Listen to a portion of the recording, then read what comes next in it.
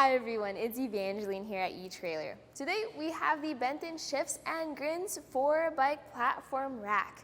Here at etrailer, we make a lot of reviews of bike racks, but today I'm going to do things a little differently. That's because we've had the Shifts&Grins here for a couple months now, and we've really been using it. A bit more than we use other bike racks before they start their reviews.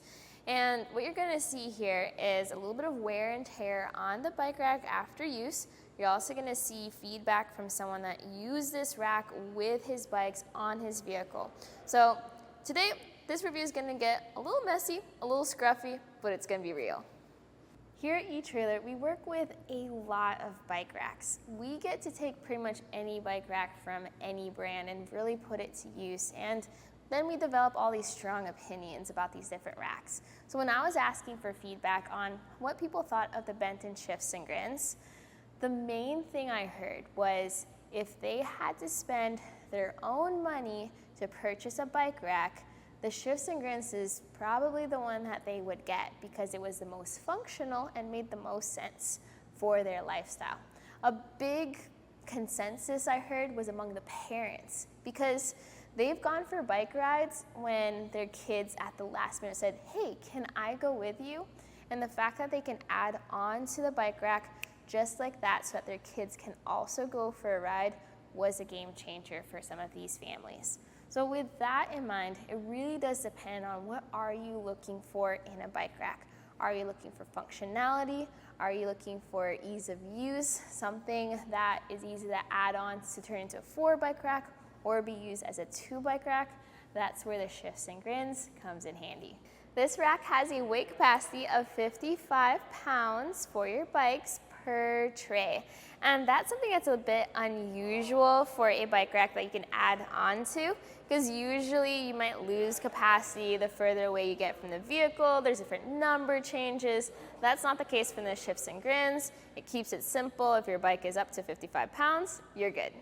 So what if you have a small kid's bike or a large frame mountain bike? Chances are this rack can carry it. Now you do have to take a look at some measurements though, especially the wheelbase. Wheelbase is measured from the center of one wheel to the other. And you can see here, we can carry our really small kid's bike, no problem. That's mainly because of the different way we have it mounted, but we'll talk about that one later. Let's talk about our large mountain bikes. We have an extra large frame on here with a 47-inch wheelbase. And while technically the maximum wheelbase is up to 48 inches, we've had some people with their 48.5, 49-inch wheelbase and carry them with no problem. The reason for that is because of how the cradles are designed. So you do get a little bit of wiggle room, but if you want the best experience with multiple bikes, stick with that 48-inch wheelbase. You can adjust for your different wheelbases with this knob over here. So when you loosen that knob, you're able to slide that cradle back and forth. Now what we've noticed is that over time, especially if you're driving along dirt roads, some of that dirt can get inside that cradle mount. So you may have to apply some pressure. My tip is to apply the pressure here at the base of the cradle to make it easier to slide back and forth.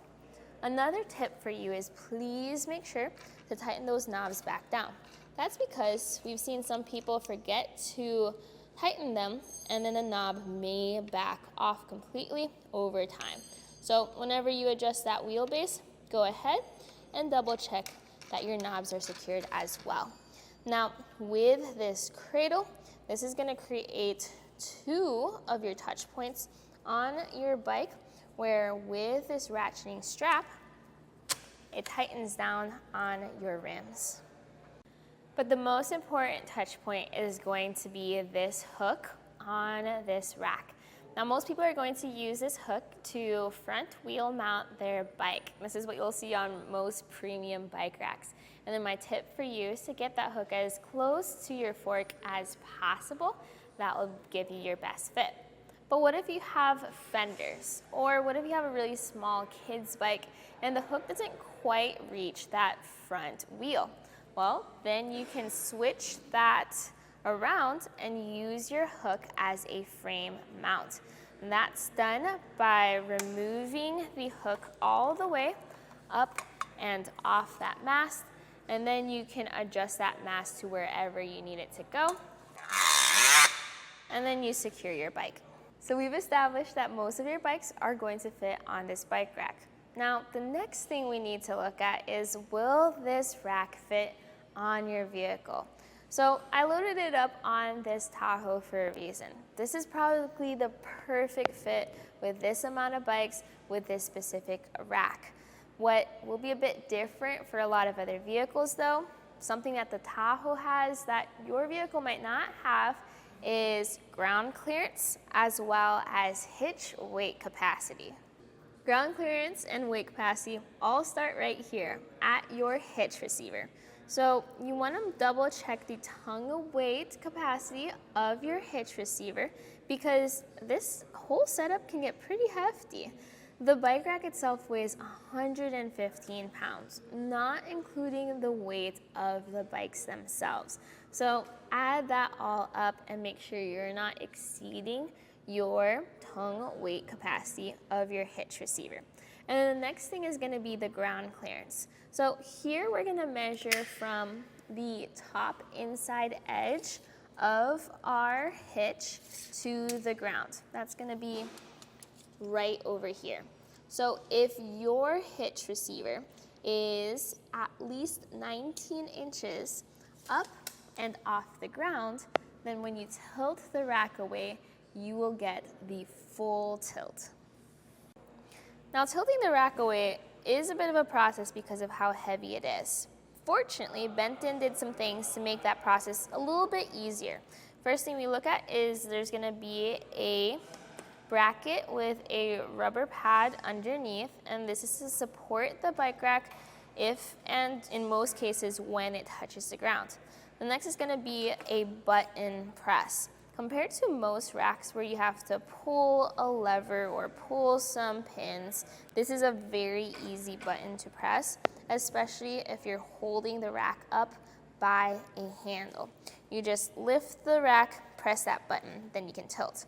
Now, I'm not going to do that all by myself because this is going to be a lot of weight. So hopefully if you have 4 bikes loaded up, you'll have at least one friend to help you out. We have Dan over here. Dan's going to hold that handle and press that button. I'm going to support the rack as well. And then we're going to go down. Now do it very carefully to make sure you're not crushed by bikes as you go down. But in our case here, the Tahoe has plenty of ground clearance that our rack does not hit the ground, and I'm not relying on that bracket to support the weight, which means we can fully utilize our tilt angle. And this is what that looks like. With our bike rack fully tilted away, I'm able to open up the hatch and we have clearance with our pedals and our handlebars. I can reach into the cargo area, grab bags, helmets, waters, whatever I need, all without having to remove the bikes.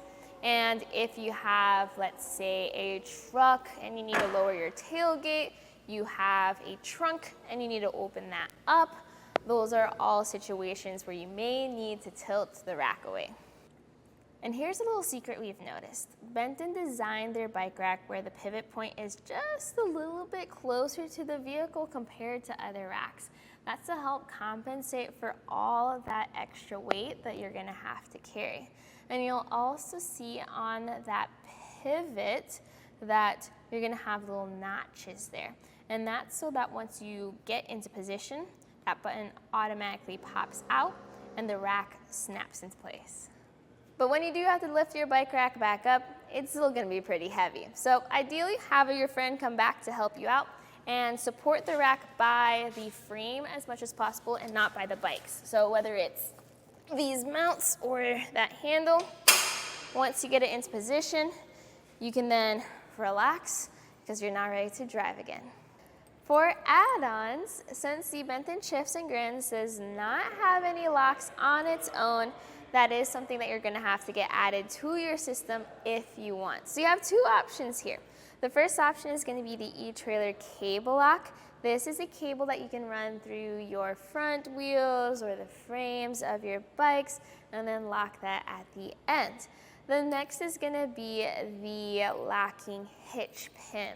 Now you do have to make sure you get the one that is designed to be used with D-shaped shanks. And another thing to that too is if you want to get these locks keyed alike, that is also an option available for you if you want to pair them together so that you only need to use one key to unlock as well as lock your whole system.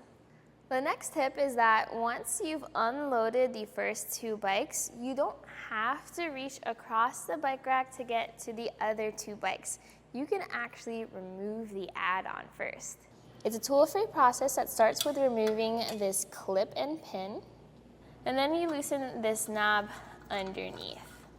This is going to hold a spring that pushes up on the first bike rack. And then you can grab your extension piece. I do recommend lifting up on that piece and then sliding it out. This is going to be a little heavy, so be prepared for that. We can put this over to the side. And from here, this is still going to be a fully functional 2-bike carrier now. So if you just want to carry 2 bikes, that's going to be perfectly fine. Or you can continue unloading your bikes from the rack. Now, a quick note here is if you do have a pretty high ground clearance, you also have to be mindful that that's going to be a lot of height that you are lifting your bikes up to get onto the rack or to take them down. So again, if you're maximizing that 55-pound weight capacity, that's something to be mindful of as well. So attaching the add-on is just as simple as it was to take it off. Fit that into place. Now make sure it is level as you do put it on. Some people have attached it at an angle. So trick is go in at an angle and let it drop down naturally. And if you're not sure if you have it lined up, the pin will help you troubleshoot it. If the pin goes through, then you are good to go. So once you get the hang of it, it's super simple and easy to remove the add-on or to put it right back on. As someone who's had to work with a lot of bike racks that do have add-ons, I really like this process, and a lot of it comes from the fact that the Shifts&Grins has a button that just pushes in and of itself versus handles that you always have to line up and make sure they're perfectly secured. Now, this is going to be a very large rack where if you measure from the hitch pin hole to the furthest point of the bike rack, that's going to be 60 inches. That's 5 feet. That's about as long as I am tall. But if you're just driving around and you don't have your bikes on there just yet, you do have the option of pressing that button, but this time, instead of letting it tilt away, you push up on the rack. It snaps into place in a compact position, and now if you measure from the pinhole to the end of the rack, that's only 22 inches of space it takes up. And this is what your bike rack is going to look like for the vehicles driving behind you or the people passing by. Yes, it does take up a lot of space behind your car. You may lose some visibility of license plates or rear view cameras or your rear window. Fortunately, that open design should help out with that a little bit, but still something to be mindful of. Now, either way, I do always recommend folding your bike rack up when not in use, just because not everyone is going to see the rack when it's in the down position, but they will see it when it's in the up position, and this will add safety for both you and those driving behind you. Now I'm going to take this bike rack off, but before I do so, let's talk about the installation process. This bike rack has a 2-inch shank that fits into our 2-inch hitch receiver. When you get this rack and you first put it into the hitch, you're going to have this hitch alignment knob. So you push this out to line up with your hitch receiver, and then you tighten that knob down. And that's going to help you every time you install this rack so you're not looking back and forth to make sure that your hitch pin hole's lined up.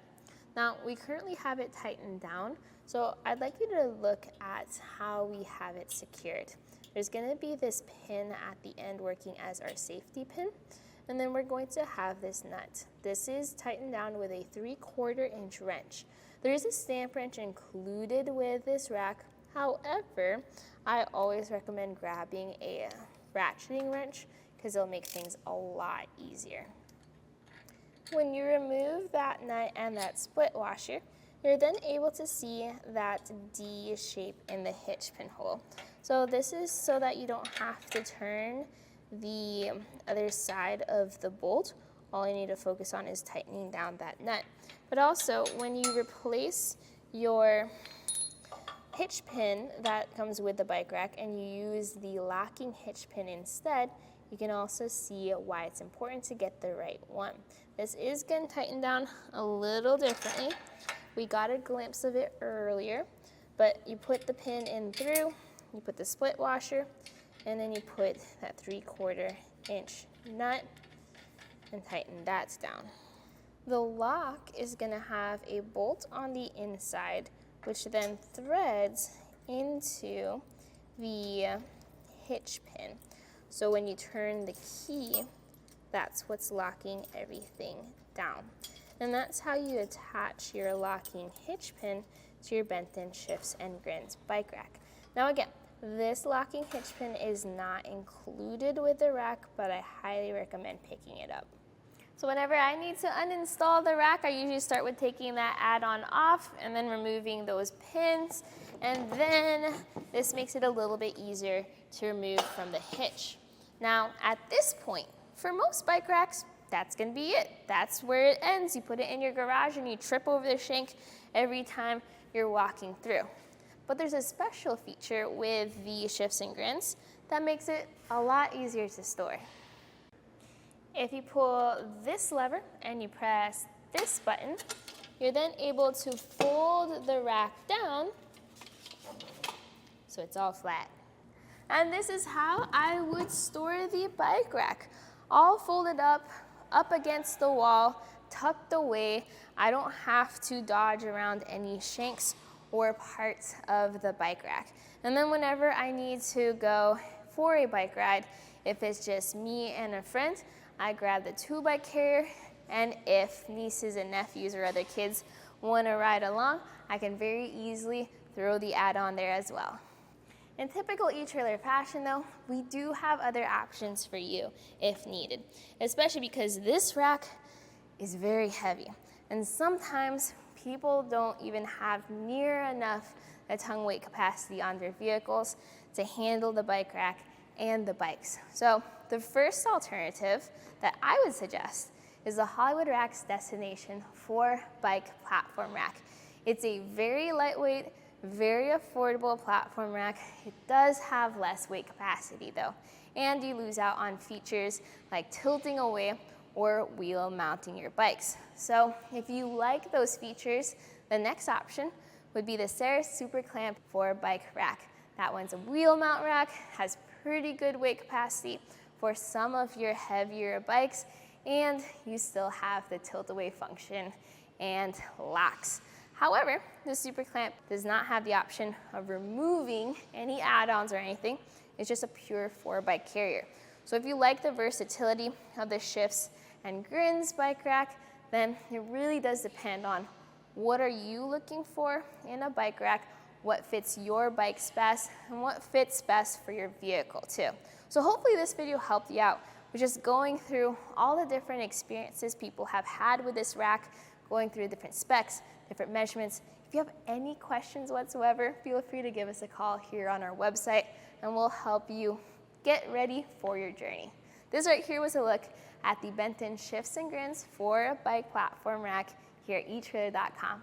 My name is Evangeline and I hope you enjoyed this journey.